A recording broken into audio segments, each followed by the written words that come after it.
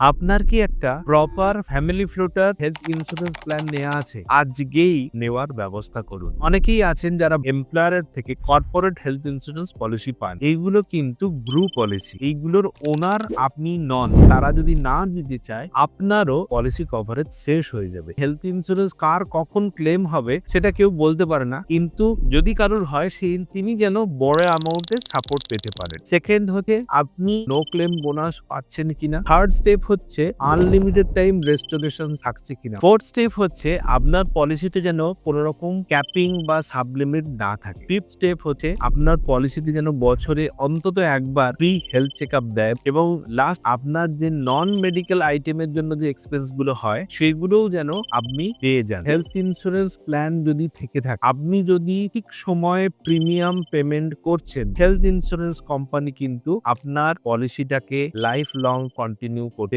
বাধ্য। এই টপিকে আরো বেশি জানতে হলে কমেন্টে লিখুন হেলথ।